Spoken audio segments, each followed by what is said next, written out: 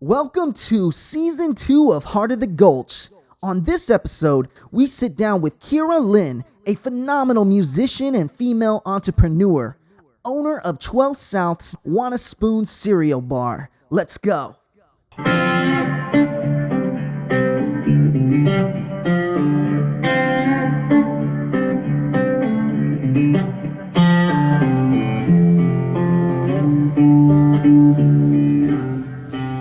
We are in the Heart of the Gulch. My name is Tony Mendoza, your host, and today we have a fabulous musician.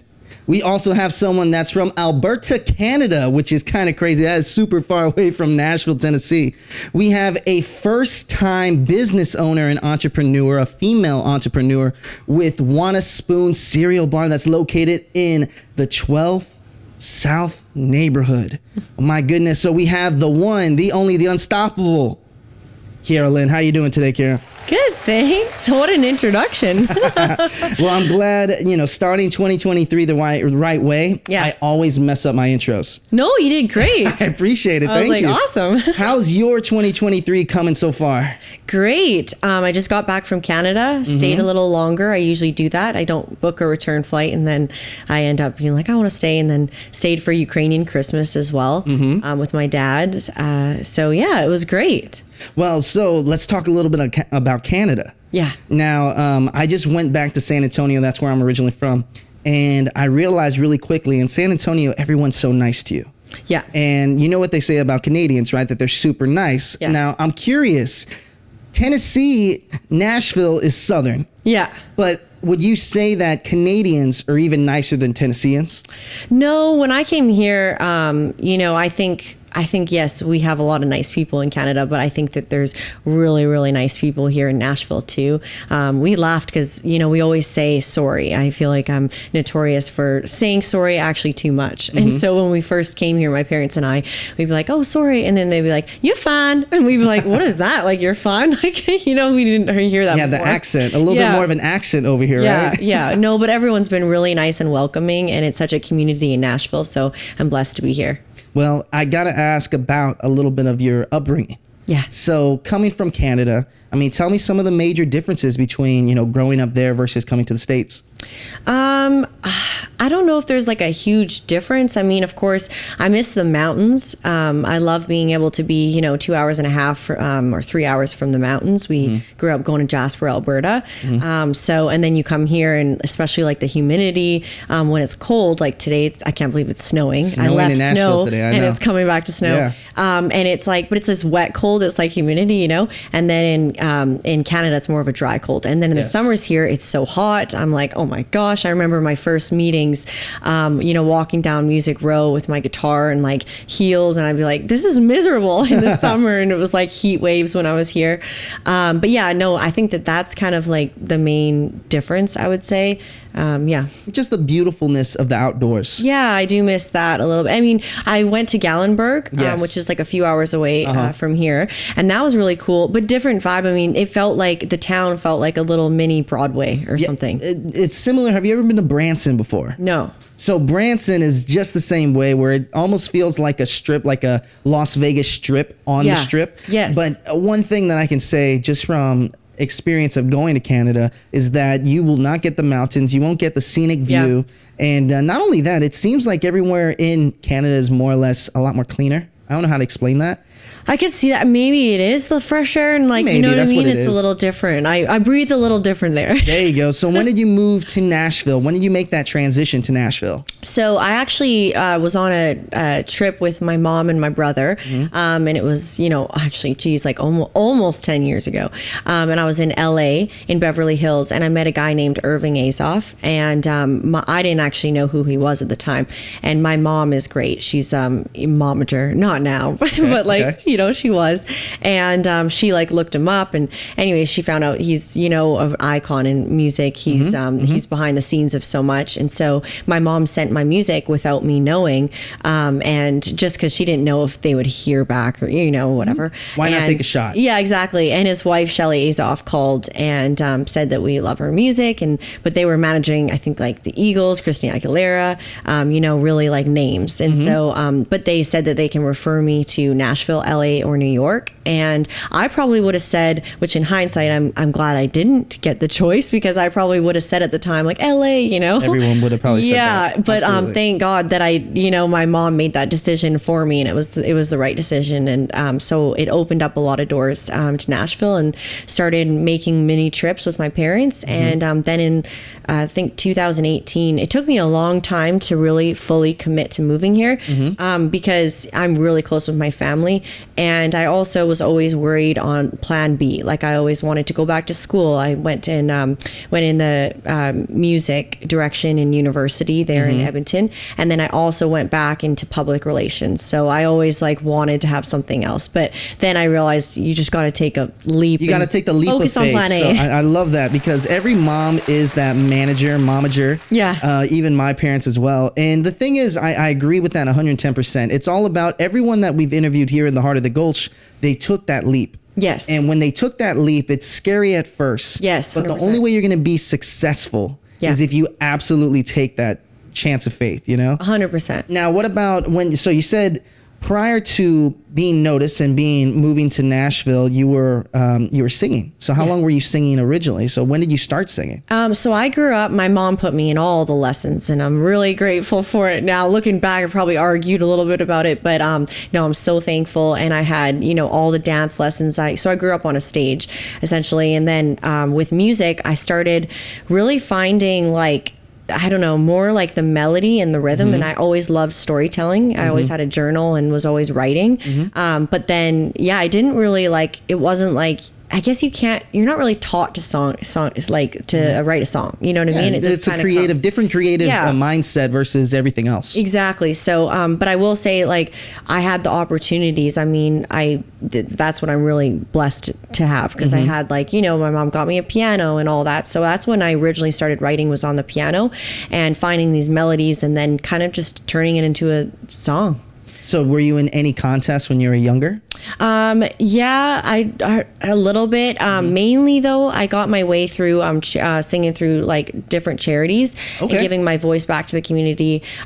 This guy that was a coach for me in Edmonton, he that's the direction that they were kind of going, and that really, really helped me to branch out and meet a lot of different people in the Alberta area. And then I released my first album. It was all written by myself, and a producer in Edmonton produced that. And then a second one, Russell Broom was a great producer. He's in Calgary. That's amazing. Yeah.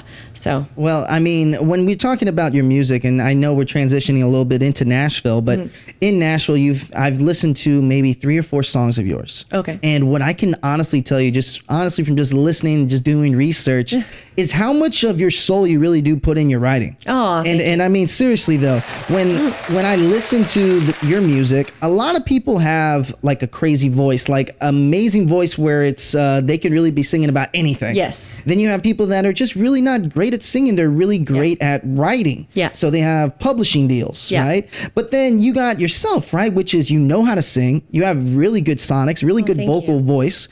But really what it comes down to is your writing capabilities. Oh, thank you. And a few of these songs that I've listened to, I'm not sure who hurt you at times. I'm not sure sometimes that you just go really deep in your writing, and that takes a certain level of skill. So I'm going to shout you out on that. Oh, thank you. Yeah, absolutely. Making me feel good. Yeah, well, I mean, so just where does that, how does your writing come into play when you're making these songs? Honestly, I really do write from a personal level, but there's a lot that I just take from even hearing friends' stories. It's not like I go and tell them that I write about them, but just hearing, I kind of, I mean, heck, I've even went to a Drake concert and been inspired before, Always inspired by people like that. But songwriting, I mean, for me, what was hard though is what I love about co-writing. A guy named the late great Ralph Murphy actually helped me a lot with writing here. And I have a lot to say and I have a lot to put on paper, but then it's concising it into a smaller, almost rhyming and all of that, but melodies. Yeah. And when I first started out though, I really wasn't structured or anything like that. I just was going, and I think if anything, I think we do live in a world where we have to be, we're taught to write a certain way, or we're taught to do all these things in a certain way. And then you lose kind of your just sense of freedom in like the way you write and the way that you perform and all that. And so that's probably where it started, was not having anyone telling me what to do and just going right from my heart and what I wanted to say and felt in the moment. Absolutely. And that's also kind of going back to that, having that backup plan. Yeah. A society wants you to have that backup and not go full force in something, right? And then even with writing, in that regard, when you were taught to write, we're taught a certain way. We're taught a certain way to even read a book and cite it, right? But what comes from the beauty of all these amazing people like Drake, amazing people that are just able to just write free-flowingly and just letting it take them on a path. And that's actually something that you do really well, is that you do a really good job at kind of bringing people into your world. Oh, thank you. And I kind of wanted to ask this question. In Nashville, there's so many people that are very, very good. Very, very all-inspiring too, but your peers. Yeah. So do you take inspiration from that? And also, is it also kind of scary having, someone right next to you that's going for the same spot you are? No, what I love about Nashville is, like I said earlier, it is really a community. And I feel like it's not so like competition, like I'm going to knock you over. It's just like, I feel like I would rather, even though I've written with, hit songwriters, I've been very blessed to be in great rooms, but I would say I would prefer to be with people that are just like kind of growing together, like we can all rise up together. And so I think that, and if I'm in a room with someone like, way better than me too, like that's awesome, because I'm actually learning from them and it kind of brings up my status and like, and so I think that, I think it's okay, Yeah. And going to your original point earlier is when your mom made that choice of you staying in Nashville, it really does help, because you think about LA, you have so many musicians, so many actors, actresses that are all trying to fight for that spot. And one thing I've learned about being here for 3 years is that in Nashville, you guys are so welcoming. It's true. And not only that, you guys are so, you guys look at it from a team standpoint. We look at it from a team standpoint, even here in the Gulch. And I think that is an amazing accomplishment. Now, let's talk about some venues, because I love to hear the applause in the back. I love the applause. So, talk to me about some of your favorite venues here in Nashville. What is your favorite? Because you've done, you've done a few different venues. I'm guessing one of them being the whiskey. Oh my goodness, why Whiskey Jam? Whiskey Jam. I love Whiskey Jam. I don't know how I forgot about Whiskey Jam. We love you guys. I love that it's almost like a concert feel there. You know, like people are actually, they're there to drink, but they're also there to like listen to the music and they crowd around. So that's really cool. I love the listening room as well. There's such a special vibe there. I love writer rounds, because I love like being up with other writers and hearing what they have, and it's like, it's really cool, especially when there's different writers. Absolutely. So I love performing there too. Grew up, I went a lot to On the Row. I haven't been there for a while, but that's where I was on a regular basis, like once a week. You're just always going, always performing there. And for the people that are watching right now, once again, what is a writer's round? Well, a writer's round is basically when you have musicians, 4 to 5 musicians, all taking turns playing one song after the other. So, and it's amazing because there's so many different styles. So that's one thing that I love about writers' rounds, because one may not be your fave. But down the road, in the next 2 people, someone's going to be amazing. And then you guys also play together sometimes. Like one person will pick and do something while you're singing your song. And then after, usually you get people's numbers and you get other rights from that. And that's another thing great about Nashville. I feel like a lot of it is word of mouth. And like a lot of people would say, oh, you should check out Kira's music. I think you guys would write well together. I have a couple friends. I'm actually going to his release party tonight. Blessing Offer. He's a great singer and songwriter. And same with Brent Anderson. I like put them in a group message because I was like, you guys would write great together, and that's probably what I've picked up from being here in Nashville. I absolutely love that everybody is in a way just kind of a big family, all working for that same goal. Now we're going to transition a little bit to your first entrepreneurial journey, right, with Wanna Spoon, but I still want to dive deeper a little bit more into the music side. So let's talk about 2022. In 2022, you had a few singles released, right? Now, talk to me about, what are some of the challenges or what are some of the learnings that you learned from last year? What did I learn? Well, I took a lot of space in between each song. And I think in this industry, it's consistency. And so like I really should be, I have a lot of songs to put out. It's just, I don't know why I wait so long. So I probably could have released almost a few in 2022. But no, and I also released songs like my last single, Deeper. It was actually an older song that I wrote, and I went It's an back awesome song, to it. by the way. Thank Y'all should listen to it right now. Thank you. I appreciate it. And I had a producer that produced it and then kind of vamped it. But that took a while to get it back. Yeah, the remix. I was kind of waiting for it. And then Love You No More was really from a personal level. I got out of a bad relationship, not a good person, but thankful because I have lots to write about. Yeah, absolutely. Still, actually. So that Love You No More was a really personal song. And I'm sorry. I'm sorry. No, to cut you off right there. I was trying to think of what 2022. I'm like, It was a long year. 2022. well, honestly, it was like, yes, the music was great. Had a lot of success with that. Thankful for that. But then like Wanna Spoon kind of took over everything. So that was kind of 2022. Yeah. Well, I mean, also when it comes down to the music standpoint of everything, is that when we're talking about different platforms now, because you were talking about consistency, we're learning that here in the heart of the Gulch, that consistency is key. And not only that, you have to find the right social media platform for what you do. So do you have a favorite or one that's giving you the most amount of views, likes? So I will say, I would say Instagram, but so as far as social media goes, I went to public relations in university to like just study that so I could like enhance my career with that. But like it's so hard because you're essentially marketing yourself. You're a product at that point. And so I find social media really challenging because I'm a person like, I love this. This is how I thrive. Like I love talking to a person face to face. And I find it's really hard for me anyway, just to be behind a camera and be authentic. Like, and I'm in my head. I mean, gosh, I just had to do this little radio clip for some radio stations in Alberta. They were playing my song, and I think I redid it like 20 times just because I get in my head when I'm like listening back. I don't know. And so I find that challenging. And I know that a lot of the younger people, I think that it's like great for them because they've grown up with that. But like there's generations that really didn't grow up with that. But I also think it's sad to see in this world a little bit that like if there's two singers, right? One has million whatever followers, maybe not that great of a voice, and then the other one is so incredibly talented, but maybe just doesn't have that many followers.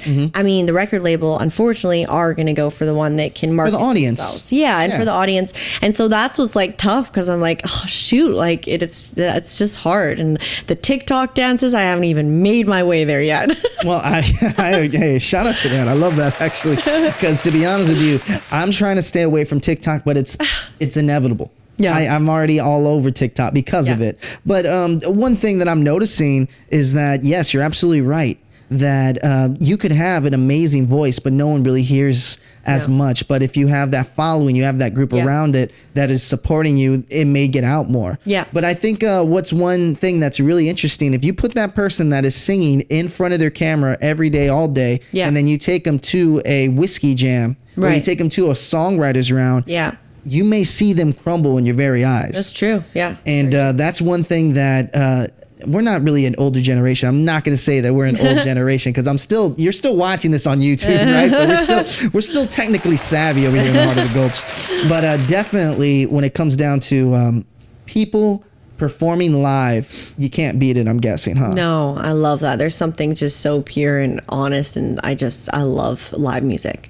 So I guess another question, one of my last questions I have when it comes to music is album releases. Are you looking at creating a new LP or an EP? Where are you looking at in 2022 when it comes down to your music?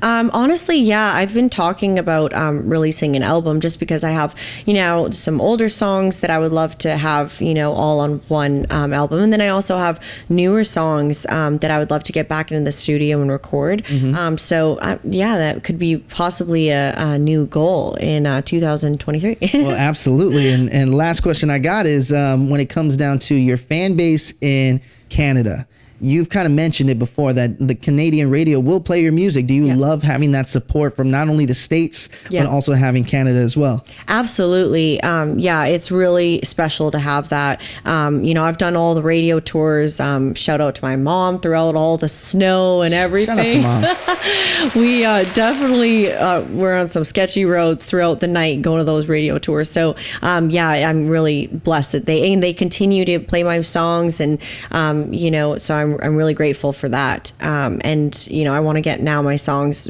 playing here as well, but I haven't really had that audience yet. Well, you do have an audience here, and that's how you're able to get on the show, is because you do definitely have an audience here. Thank you. All right, so we're back, and we were kind of talking off camera real quick on the importance of, you know, taking that leap of faith. Yeah. So what kind of do you want to say a little bit more about that? I know I'm not really teeing you off on that, but like what did you want to say before we went on a break? So I guess I was talking about when we were talking about the plan A, plan B thing, I was fortunate to have parents, especially my mom, really pushed me to like focus on plan A. And I was always worried about what if kind of thing. But at a certain point, you really do have to remember that you want to do, well, in a perfect world, we should do what we love, right? Yes. And so, because we have to live with that for the rest of our lives, Correct. you know? So I think it is so important, like if you don't take those risks, if you don't, you know, get out of your boundaries, you know, you're never really going to be fully fulfilled. So I think that at a certain point, I just stopped asking what if, and I just did, you know? Absolutely. And then also when it comes down to, you feel better at it too. You feel better knowing that you're right now taking that shot. Yes. 100%. And we don't want to have that feeling later, saying like, man, in my 20s and 30s, I never took that shot. Yeah. So I applaud you for taking that shot right now. Thank you. And speaking about taking shots, let's talk about a cereal shot. Yeah. So talk to me about Want a Spoon. So you said you had other investors in there, your business partners, right? Yeah. So talk to me how did the business start? So for years, it's funny because I have friends now that, you know, here in Nashville, even in Canada, they're like, oh my gosh, you actually did that? Because like I talked about it for so long. But I grew up eating cereal with my dad every single morning. I love cereal, but it was also like a midnight kind of snack as well. What was your favorite cereal, by the way? Honestly, I loved Fruit Loops, but like it wasn't the healthiest choice. I also love Rice Krispies, like with the like snack. I'm glad you didn't say the Tony the Tiger one. No disrespect to Tony the Tiger. I know that's my name, but I never liked Frosted Flakes. Oh, Frosted Flakes. I never liked them. Yeah, no. We have Frosted Flakes though. I still believe. Well, you got to. Yeah, I mean, you have to generic. have Frosted Flakes. Yeah. But so it was something I just talked about for so long. Okay. And then a couple years ago, actually I was at Frothy Monkey on 12 South, and I was with my mom, and I was telling her, I was like, I really want to open up that cereal bar. She's like, you know, Kira, we don't have money for that. Like, how is that gonna happen? You know, you don't have money for that, and you're Canadian, all this stuff. But she was like, you know, write a business plan, come up with a name, because I was always coming up with ideas, and you know, a lot, I will say, my dad kind of shot down a little bit, rightfully so. They didn't really make sense, but this one, he was like, that's actually a good idea. So anyway, I did write a business plan. I came up with a name, Want a Spoon. And great name, by the way. Thank you. I love that name. And actually, in hindsight, like a long time ago, I was with a group of friends, and this is how it kind of came about too. Is we were all kind of talking about, I don't even know what we were talking about, but joking around. And I was talking about cereal, and then like we all just started like, what if there was a place you could eat cereal all day long? But I actually didn't know cereal bars existed, and so I started doing a little bit of research, and some didn't really make it through COVID and stuff. Yeah. But anyways, yeah. So had this idea. My friend Matt Friedman, here in Nashville, he invited me to a dinner, very random, and he said, you got to meet my friend Steve. And I was like, okay, sure. And I almost didn't go, to be honest. I was tired that night, because I'll never forget. And I was like, and then I was like, I should go, whatever. So I go, and Steve's talking about him and his wife, Elaine Kovac. So his name's Steve Kovac. And he was talking about them opening up a new restaurant called Emery on 12 South. Absolutely. And they had a house behind that, or kind of beside that, and they didn't know what to do with it. And so I didn't think about the cereal bar, but Matt was like, Kira, like, speak up, tell your idea. I was like, he's not going to care. And then I tell my idea, the whole thing. And Steve looks up and he's like, meet me at 8 a.m. tomorrow. I was like, really? And I call my parents. I'm like, oh my gosh, I think it's happening. Tell me about that idea before we go a little deeper in. So what did you kind of pitch to him? So what I originally wanted, this was again before, well, this was after, still after COVID, but when I had this idea, it was before COVID, right? Okay. So what I was thinking is like, well, originally I had the picture of this like, you know, tall ceiling, big open space, and like you walk in and like a round kind of go around thing where you pour all your different like cereals and like a ton of like round different cereals. And then like you have a hot bar with your oatmeal and, you know, stuff like that. And you have toppings bar, put your toppings on. So everything was like, which I think Steve loved was, you know, no labor basically. So he was like excited about that. Well, then we did draw up, you know, with an architect, how we wanted this to go, and it really was going to be you pick your own, you get your own cereal. I also wanted a little coffee bar, and Steve's wife Elaine took the coffee to the next level because she's like a coffee guru. So we brought in Intelligentsia coffee from Chicago, which is really good. But anyways, as this started happening, I'll never forget, I was on a writer's retreat in Colorado, and it kept me up at night because I was like, how is this going to work? Like, if it was a bigger space, yes, it would have been cool to do it all yourself. But I started thinking about kids and like what a mess that was going to be. And it was kind of maybe too many lines and all that. So we ended up just going completely changing it all.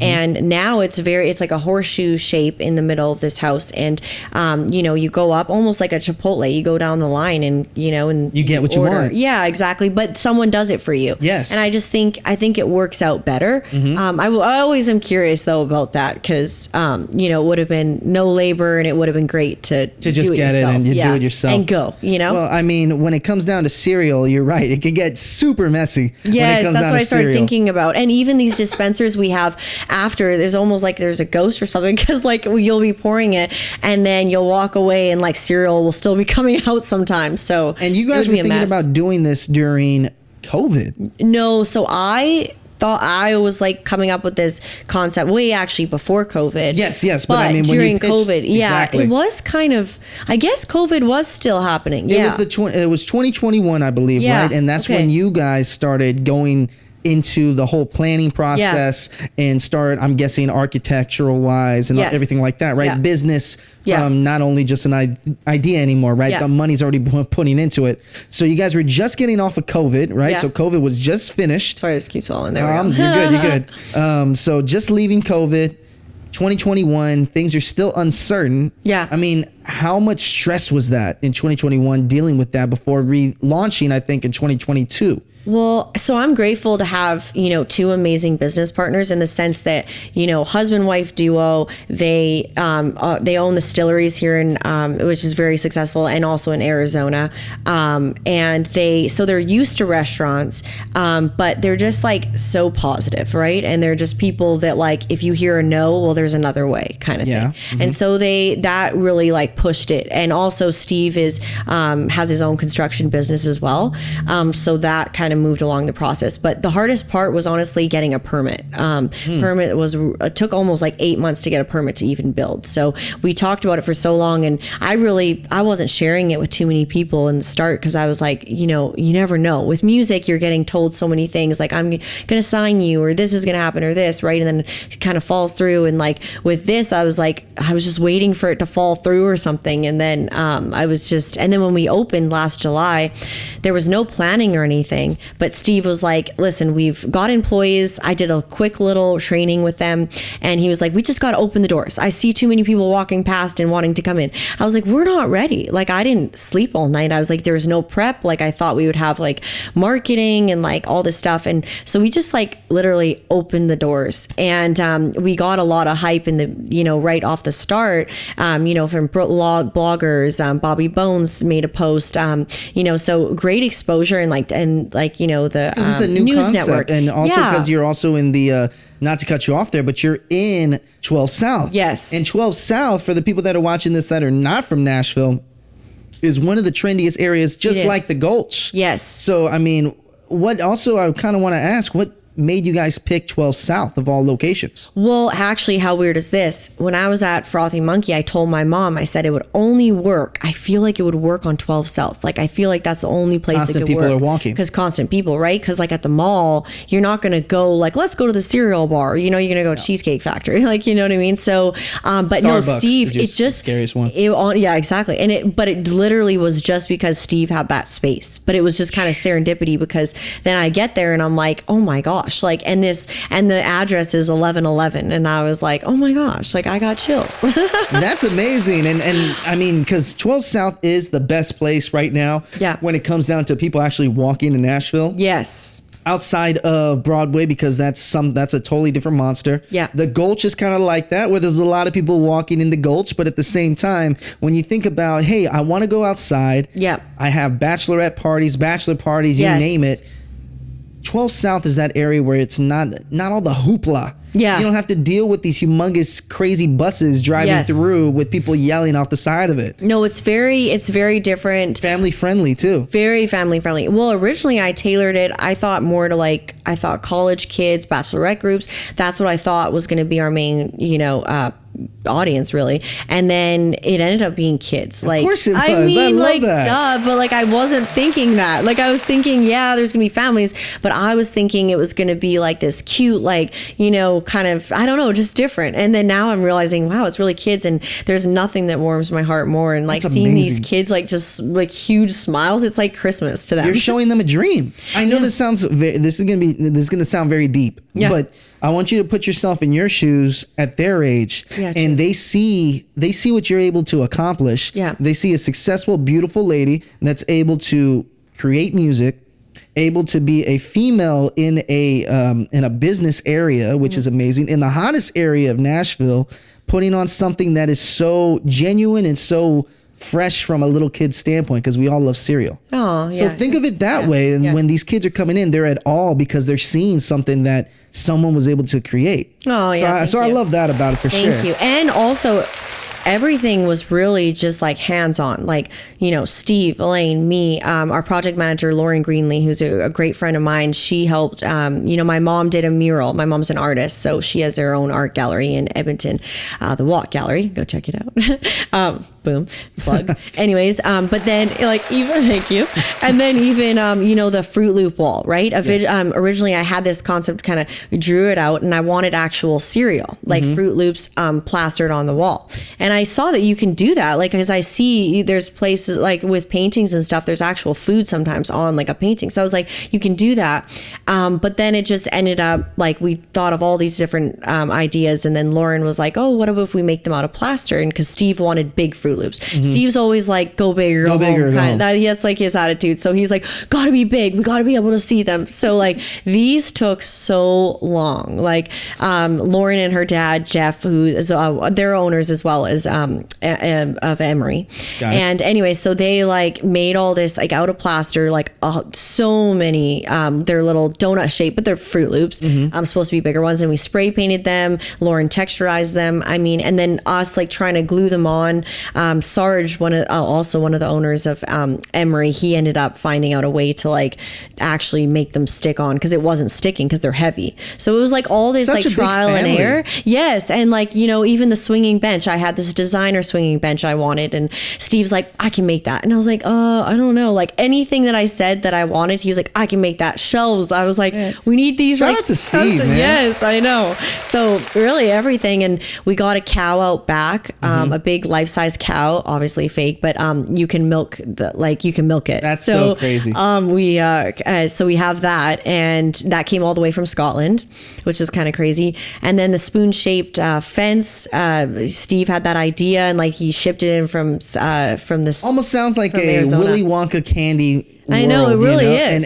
But we love it. And I guess my question is, so talk to me about just kind of the plan to continue having people there, because every job, every business always starts off where we're super excited. For example, the Gulch, right? We're super excited with this, but then you come down to the question, okay, how are you going to sustain it, right? Exactly. Yeah. Because 12 South right now is the trendiest area, but every trend changes. I think the Nations one day is going to be the next 12 South. Yeah. Now, just talk to me how you guys are looking out from a farther out standpoint, from a 5-year and 2 years down the road plan. Well, we hope to franchise. That would be the goal. Okay. Steve is looking at a location maybe in Coronado, because they have a place there, and so that would be cool. Also, we're applying for a liquor license, just because it's not even the younger crowd, it's the moms. That we have a closed off backyard, so all the moms are saying, oh my gosh, we have nowhere to take our kids, this is so great, because there's cornhole out there's ring toss. But where are the drinks? Exactly. They're saying that, and so the moms are saying, I would love a glass of wine. wine, and and then that will keep people buying, right? Because you're usually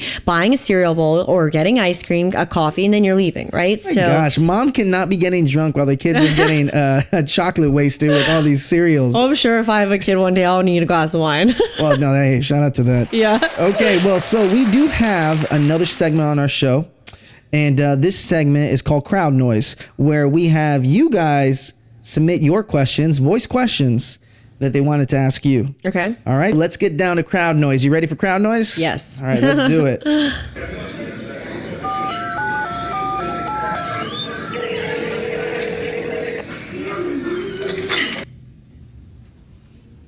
Who is your biggest musical influence? Which one of your songs means the most to you? Okay, so we had two questions there.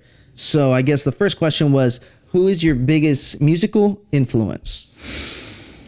I think, well, I got to start from right the beginning. Probably Adele. I love the way that just she sings with complete emotion, and she's just, I don't know, she just gives it her all. So that, and I grew up also with, my main inspiration was Sarah McLachlan.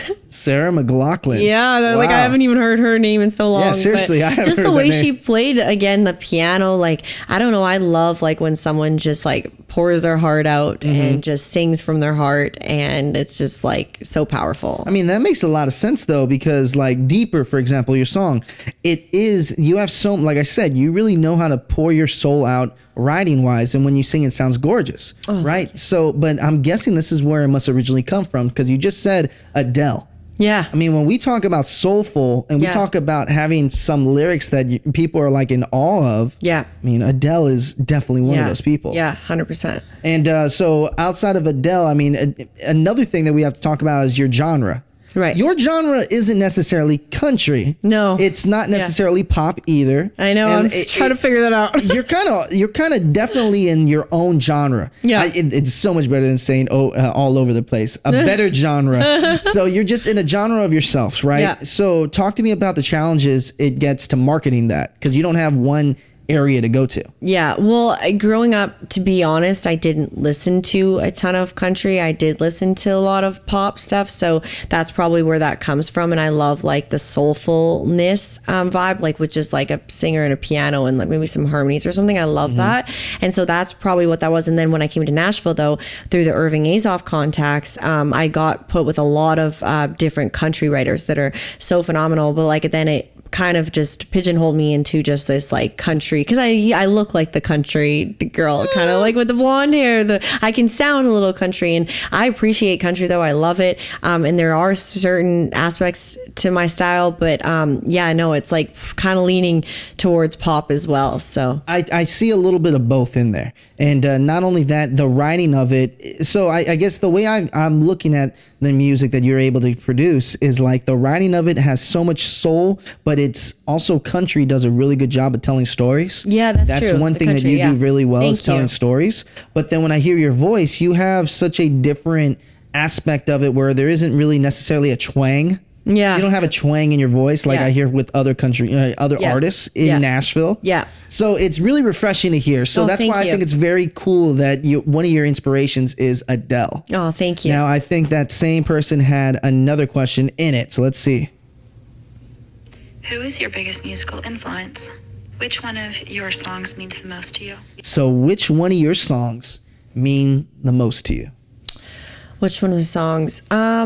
Maybe the Love You No More, because I just kind of, well, I haven't listened to that song for a bit, but because I came out of such a like bad relationship, and I just, sometimes it's easier said than done to walk away sometimes from that person that just doesn't treat you right. But like once you do, I mean, like it's so powerful, and like you have to know your worth. And I think that through that song, that's kind of like what I found. And you know, and just even though you want to love someone, you can't do that when someone doesn't respect you and someone doesn't love you back the way that you deserve. So I think that just came from from just such a real experience. And what was the response to that? I'm sure there was a great response to that song as well.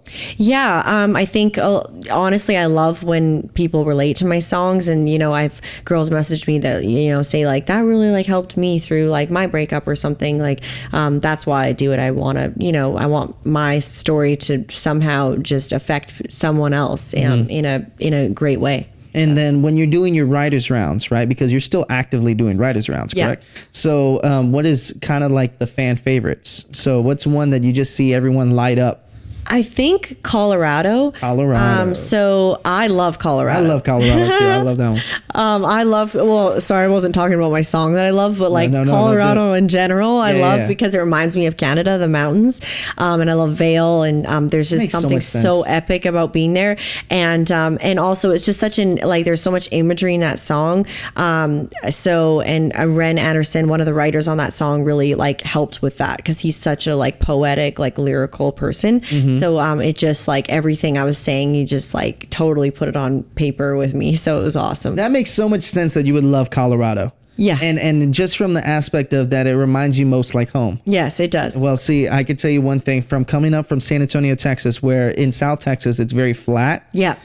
Coming here, just like leaving, like my girlfriend lives in she lives in Nashville with me, but she's from California. Okay. So the different variation and just how it looks, it's very so different. Nice to leave. Yes. But I guess I don't ever miss what comes back home with me because it's just dead trees. All right, I'm going to stop talking about Texas now. All right, so let's get down. I got one more question from Crowd Noise, and let's see what this one is. Kira, what are your biggest struggles being a female entrepreneur? Biggest struggle. That's a good question. That voice sounded familiar. I do sneaky things. Trust me, I do for everyone that I have on the show. I love it. Okay, so biggest challenge about being a female entrepreneur? What is the biggest challenge of being a female entrepreneur? I think if I'm being totally transparent, I think the reaction that I get when I say like I opened up this cereal bar or whatever about Want a Spoon, they're like, and it's most people that say, well, how did you get that? And it's like, okay, that's an odd response. How did you get that? Yeah. Like, it's just like, they want to like figure that out. Like, what did I do and honestly, it was pure luck, to be honest, but it's just, it almost makes it seem like, did it not like seem like I could do that? Mm-hmm. You know what I mean? And so, but I mean, comments like that, you're going to get stuff like that. So in a way, I guess you can say is that being taken serious as a lady entrepreneur, starting a business, there are those challenges that come up. Yeah. Where because let's be honest here, a lot of people that develop businesses in at least this city, right? So I'm thinking like of folks like Sean Brock, and more folks like that are just they're guys making restaurants and businesses, right? So what I have noticed though is that, and what I love to get on the show here in the heart of the Gulch is female entrepreneurs, and just because I think that you guys have such a passion for what you guys do, and not only that, I feel like you guys are up against it sometimes. Yeah. I mean, coming from an ex-corporate employee, I saw when ladies didn't get the exact way that they were just because they were ladies. So I'm just wondering, as you're going through this journey today, this is your first business, right? Yeah. I mean, I know you've learned a lot, but how have you been able to face these challenges? How have I been able to face these challenges? Honestly, just staying true to who I am and like not, I've grown up with, there's been girls that have been bullies or there's been guys that say not anything, whatever it is. But like, just like trying to not take it to heart, right? Because I always think like if someone's, saying something like that, maybe it's something internally that they're going through. Like that's what I always like flip it back. Like, so I kind of feel bad then for them in a sense. Absolutely. And so that's kind of how I overcome that. And just, and honestly, growing up like in a lot, especially through my early 20s and shines through with music, is I find sometimes I second guess myself and I, don't fully believe in myself, especially like as an artist. And like I have doubts, not like saying, oh, I'm bad or like singing or something like that. I don't, but it's just like believing the fear of like, well, what if I just totally crumble and fall kind of thing, and so now I think I've been better at just like being confident with who I am, what I have to offer. And I have worked really, really hard for this. And I've worked harder actually with this more than than I ever have on anything else. So I am proud to see it come to light. And, all the people in the beginning, they were like, the day one after we opened, they were like, oh my gosh, like I didn't even know you had that in you. Like, just because I stepped up and I really didn't know anything. I didn't know how to work a POS system or work, QuickBooks or payroll or, scheduling or interviewing, all this stuff that I just, even though I had great people alongside of me, like helping me, there was a lot that I had to learn on my own too. So I think that I just have to stay confident. I love that. Where's my applause? There you go. That's where I need my applause from. Now, I guess one thing I want to ask before we head out of here. So what we always do in our shows, we have something called Walk the Line. Okay. And Walk the Line is basically showing our viewers what you do, what you love to do. It could be anything. It could be from me going to a writer's round of yours. It could be going to, maybe you want to go in the studio. We haven't had that. Or we could check out Want a Spoon. Right. And I think all those are definitely items that you choose where you want to take the viewers after this. But one thing that I do want to ask is 2023. We're in a brand new year. So what do you want to see out of yourself in this year in 2023? Some goals you got.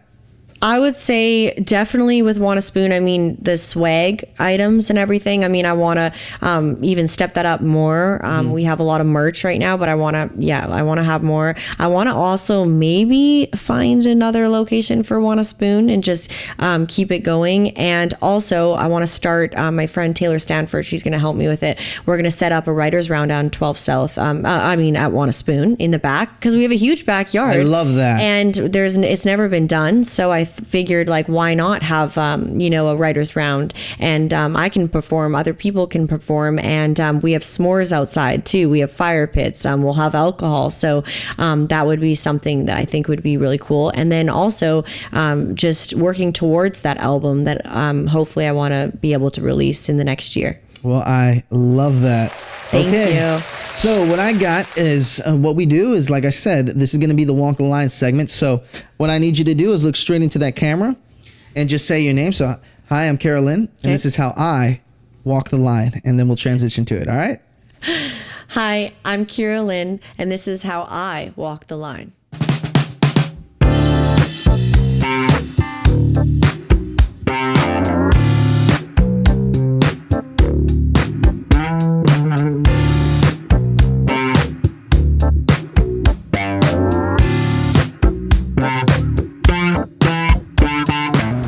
Hi, I'm Kira Lynn, and we're on 12 South, and this is where my cereal bar is, called Want a Spoon.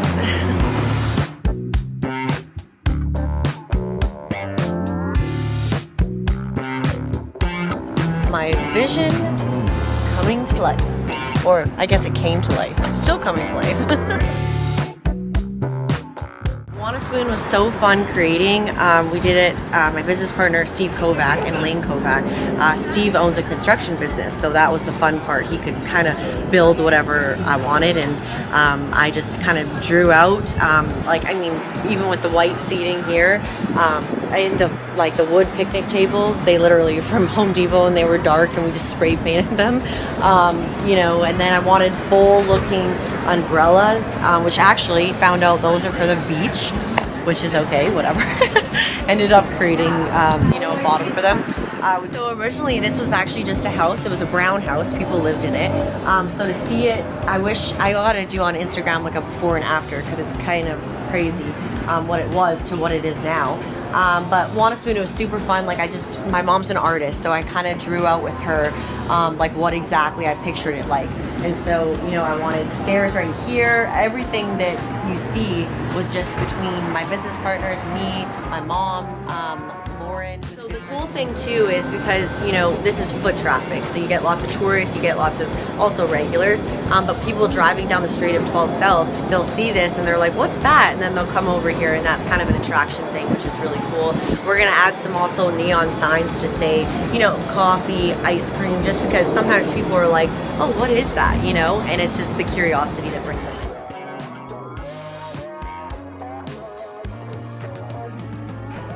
So welcome to Want a Spoon. We made it like a good flow. So it's, you come up and you order here. You can choose any type of cereal you want. All the legendary cereals are here. any type of milk. We have dairy-free options as well. Or you can mix your combination into an ice cream swirl. Those are those two machines that we have there. Or you can mix it into a milkshake. And then we have a delicious coffee menu, lots to choose from. Hot chocolate too, different teas, a cereal milk latte, which is quite popular. Yeah, and then we've got our merch. Onto this, we have amazing candles. These are my favorite. My friend Katie, her fiance Jason, makes these, and they actually smell like Fruit Loops, so they're delicious. What's the #1 seller in this entire wall? So people are really loving the tie-dye sweatsuit because there's a combo, and they're super comfy, super soft, and they're just fun, you know? So some other local businesses that we support are our cereal treats, which are delicious. We're actually just ran out. But these Rice Krispie treats are baked by Mama. They're so delicious. And she always makes little fun, different ways to make them different each time. And then we also have gluten-free treats, which you can see they're gone, but they're Fruity Pebbles, and they're so delicious. So originally I wanted to have an actual like cereal bar, like an actual like, you know, square kind of thing. So I just started to just like go out to like the farmer's market down the street. They have a bunch of different like local vendors. And so I just started asking like, you know, who wants to come and partner up and, you know, and sell their treats. Again, supporting local. So here the bar is actually quartz, and this was actually super fun making this up because originally over there where the mural was, my mom, that was supposed to be the barista area. Then we were gonna do a toppings bar, and then we were gonna have the dispensers where the people do themselves. So it was gonna be all self-serve, but we actually changed that last second. So we kind of scratched out all the designs with the architect, and we kind of wanted to make it like a flow. So then the employees do that. They do the cereal for you. They make whatever you want, but you can still make it your own.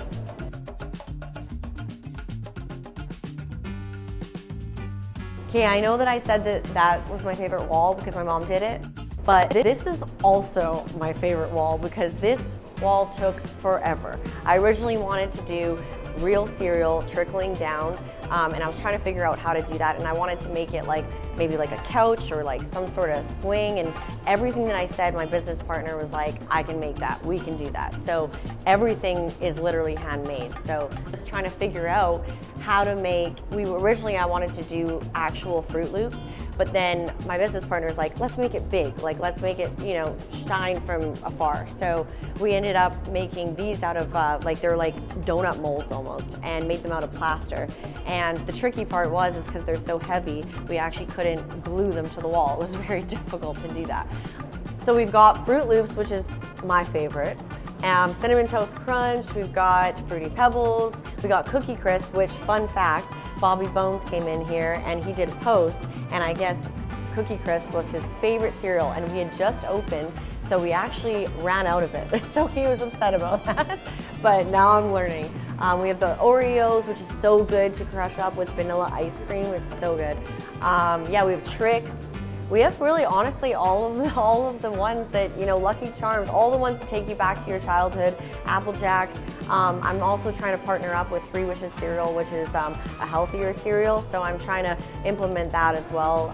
But we have also the granola option, which is gluten-free, and it's actually a very healthy and delicious alternative.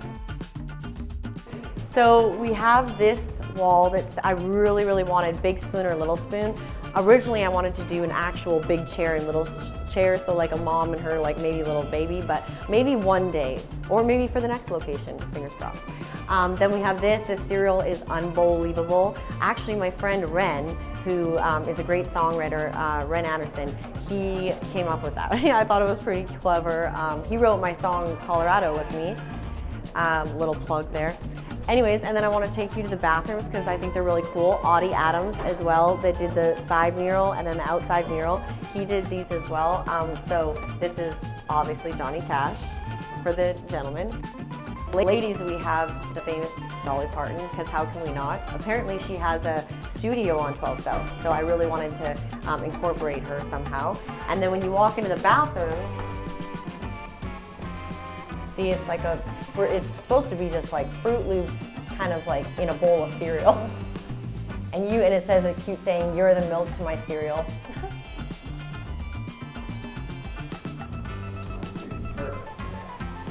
We've also got the splashes of cereal with the Fruit Loops, but no saying in there, just for the girls. I didn't know how many guys were gonna take a picture. So we have a little pen here for the fake animals. Obviously they're fake, except my business partner wants to bring in a live kangaroo, I guess, from Kentucky Zoo one day. So stay posted on that. But yeah, and then we have Puff, because we have the big cow that's Coco, so Coco Puff, get it. So actually what's becoming really popular is to rent out the space for birthdays. So we have, 3-year-old birthdays, we have 5-year-olds, 7-year-olds, whatever. Yeah, I've had a sweet 16 birthday here as well. And then we added on these couches because we got the fire pits like in the front, so you can roast s'mores out here. Eventually we want to apply for a liquor license, which would be cool to have a glass of wine, have some s'mores, have an ice cream, and chill out. And then we also have some really fun games, which families love, especially Saturday, Sundays. We're swamped out here because it's something that, moms are saying that they don't have anywhere to take their kids, I guess, in Nashville. So this has become quite popular for families, probably because we also have the cornhole games, which we made into our Want a Spoon logo. And then we have ring toss games, which end up on the Emery rooftop somehow. And we've got the milking cow, the legendary milking cow, which was actually on The Bachelor. So there was one of the contestants just recently, and she, I guess, filmed here and took her little girl here, which was kind of cool. So this cow is now famous. And you can milk it, we fill it up with water, so there's actual udders, and little kids just have a time here on the weekends. So we also have the little playground here set, which obviously kids are having too much fun because there's broken parts now. And then talk about this amazing mural, the best mural there is. So Audie Adams, we went back and forth. He came up with some different designs for this mural. But this is actually the back of Emery. So we really wanted to make this super fun, very, just picturesque. And we have Jimi Hendrix, which is cool, eating cereal. And then we have Marilyn Monroe, which is kind of cool. And it says spooned in Nashville, like it does on the sidewall too. And Big Spoon, Little Spoon, that's obviously a fun thing. Are you Big Spoon or are you Little Spoon? I couldn't be more blessed to have Want a Spoon on prime location, right on the heart of 12 South. I've got my business partners next door with the Emery, so I've really got a great team, and Want a Spoon has become such a family-oriented place. Lots of young kids as well. It's really all ages, and people have fun, whether it's the milking cow or creating a milkshake that you want or an ice cream swirl, whatever it is, it's always a good time, and that makes me smile because this is why I created it. It takes you back to your childhood days for sure. And stay tuned because eventually I want to add a stage because I am a singer-songwriter and I want to implement that and maybe start some write-arounds, and that will be the first write-around on 12 South if we were to do that, as well as apply for that liquor license, and that will bring some fun too. So follow us at Want a Spoon Cereal Bar on Instagram. Jenny Wood, she does all of our social media. She's amazing. She's constantly posting about upcoming events. We're gonna start a little happy hour too for kids from 3 to 5. I'm trying to choose the weekday of that. And follow me please as well at Kira Lynn Music, and that's where I post about my music and Want a Spoon of course as well. And just stay tuned for all that's coming. And this is how I walk the line.